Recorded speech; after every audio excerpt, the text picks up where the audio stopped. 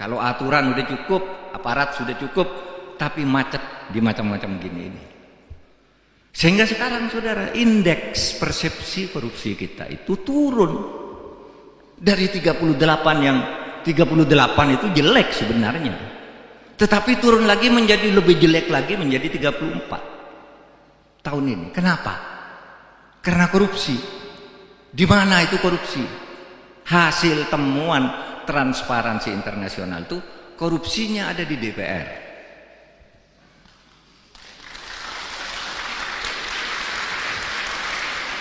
Tapi tidak termasuk Pak Parera. Jangan khawatir Pak, kalau Bapak korupsi saya tidak mau bersama-sama ke sini, tapi karena Bapak bersih sama-sama kita.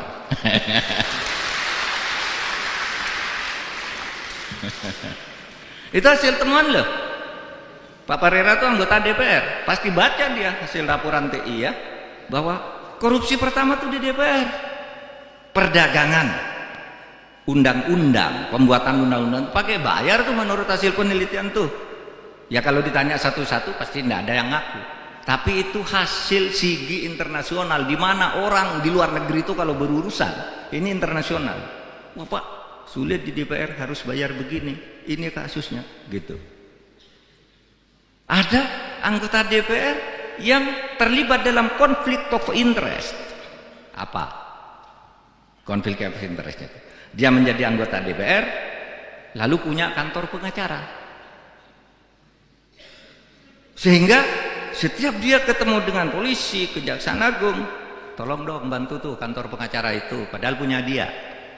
Saya nitip perkara, sejatinya dia itu Markus, menggelar kasus. Lainnya hasil penelitian. Ini kok TI berani-beraninya sih neliti gitu. Saya panggil beberapa jaksa, saya panggil beberapa hakim yang teman dekat saya. Apa betul tuh anggota DPR yang itu tuh suka ngurus perkara? Oh iya Pak, pernah ke sini dia ngurus perkaranya ini. Apa bilang tuh? Saya ini anggota DPR. Gimana caranya agar orang itu bebas? Terus kamu bilang apa? Saya bilang, tidak ada caranya karena dia akan tetap dihukum. Nah, itu hakim yang bagus. Kalau hakim yang tidak bagus, ya gimana Pak caranya? Bapak punya uang berapa? Nah, gitu kan. Itu hakim yang tidak bagus. Kalau hakim yang kenal saya ini bagus. Tidak ada caranya. Dia salah saya hukum. Gitu. Meskipun kamu anggota DPR, gitu. Tapi banyak yang takut ke DPR. Oh, oke Pak. Oke Pak, nanti saya bebaskan ini, tapi nanti saya tolong ya diusulkan menjadi kepala kejaksaan negeri sana, jadi kepala kejaksaan tinggi sana. Saya dipindah dari Papua masuk ke Jakarta. Konflik of interest di DPR dalam membuat undang-undang juga. Saudara bayangkan, undang-undang sudah jadi, dipetok oleh DPR itu, diketok oleh DPR bersama pemerintah, sudah dibacakan. Sampai ke sekretariat negara itu ada kalimat yang hilang. Sebelum dikirim itu sudah ada yang mencoret kalimat yang kemarin bikin ribut itu. Ada dulu soal pasal tembakau yang hilang satu ayat itu. Lah siapa yang mencoretkan? Dari sana yang buat. Lalu sesudah diketahui orangnya, sudahlah jangan ribut-ribut biar rakyat nggak resah, kembalikan lagi kalimatnya, kembalikan lagi. Padahal itu sejatinya korupsi itu DPR. Pemerintah sama Pak, lebih banyak dari DPR korupsinya pemerintah ini. Eksekutif. Saudara tahu pencucian uang. Orang yang tidak ngerti teori pencucian uang, itu Menteri Polhukam itu bohong, ada pencucian uang masa sampai 349 triliun. Ya namanya pencucian uang. Pencucian uang itu agregat, bukan satu angka, tapi angka yang bergerak dan setiap gerakan ini dijumlah, itu namanya pencucian uang. Pak Mahfud tuh omong kosong, pencucian uang ribut-ribut, sekarang hilang dari peredaran. Enggak, itu munculnya kasus di Suta, Bandara Soekarno-Hatta yang sekarang ditangkap oleh kejaksaan itu kan pencucian uang. Impor emas seharusnya bayar dokumen dari luar negeri bayar 5% dari 49 triliun 5%. Coba hitung sendiri. Sampai di Jakarta menjadi 0%. Berapa kerugian negara itu? 39 miliar. Dari itu hanya satu dokumen impor. Jadi jangan dibilang pencucian uang berhenti.